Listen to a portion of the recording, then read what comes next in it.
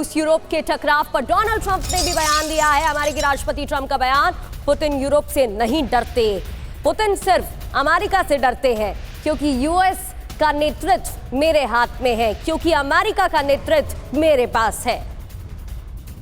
तो पुतिन को अगर डर है तो वो सिर्फ है डोनाल्ड ट्रंप का। निप्रोपेट्रोव्स्क में यूक्रेनी ड्रोन सेंटर तबाह, रूस के अटैक का वीडियो सामने आया। ये देखिए आप, तस्वीरें आपको दिखा रहे निप्रोपेट्रोव्स्क की, जहां पर यूक्रेनी ड्रोन सेंटर को तबाह किया रूस ने अटैक में। रूस के अटैक का ये वीडियो है जो सामने आया। और यूक्रेन पहुंचे हैं ब्रिटेन के रक्षा मंत्री जॉन हीली। रूस के हमलों के बाद कीव का दौरा किया है उन्होंने। कीव में ज़ेलेंस्की से भी मिले ब्रिटेन के रक्षा मंत्री, दोनों के बीच मुलाकात हुई है। यूक्रेन पर रशिया के हमले रुकवाएं डोनाल्ड ट्रंप, ये हीली ने इस दौरान बयान भी दिया। तो रूस के खिलाफ जंग, ब्रिटेन यूक्रेन में डील। खबर क्या है? रूसी हमले के बाद कीव पहुंचे हैं ब्रिटेन के रक्षा मंत्री जॉन हीली ने ज़ेलेंस्की से अहम मुलाकात की है। ब्रिटेन यूक्रेन के बीच कई रक्षा सहयोग समझौते हुए हैं। दोनों देशों ने कई समझौतों पर हस्ताक्षर किया।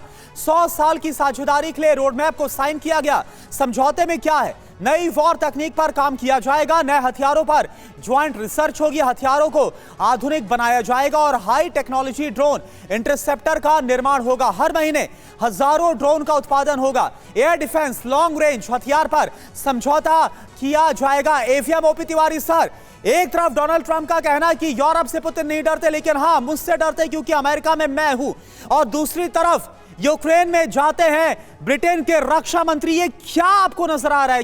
कुछ आप डिकोड कर सकते हैं इन सब हालातों को? ट्रंप का स्टेटमेंट का दो ही मतलब है। पहली बात, यूरोप को बैकफुट में लाना ना। यूरोप के पास असमंजस है कि यूक्रेन की हेल्प करे या डेनमार्क की हेल्प करना पड़ेगा, या डेनमार्क की सपोर्ट में अमेरिका के खिलाफ आए।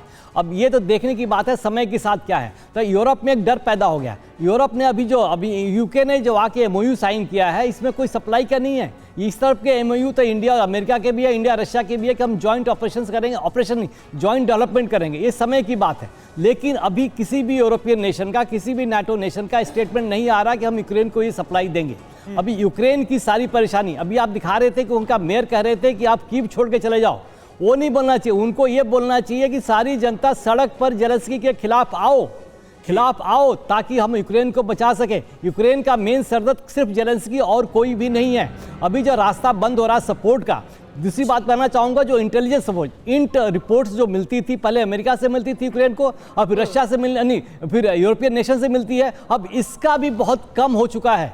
कोई ज़्यादा इनपुट नहीं मिल रही है, इसीलिए रशिया के जितने भी ड्रोन्स और मिसाइल्स हैं वो इसी टारगेट को स्ट्राइक कर रहे हैं। ज़्यादा ओसनी का जो फायर किया है रशिया ने, इसमें 2 एम अपने उसका असर भी ग्राउंड पर देखने को मिल रहा है। माफी के साथ रोक रही हूं सर आपको। इस बीच बड़ी खबर आ रही है, जहां रूस की ड्रोन टीम का बारूदी एक्शन नजर आया है। यूक्रेनी सेना के ठिकानों पर अटैक हुआ है, टैंक और बख्तरबंद गाड़ियों पर अटैक किया गया है। कुछ तस्वीरें भी आपको दिखाएंगे।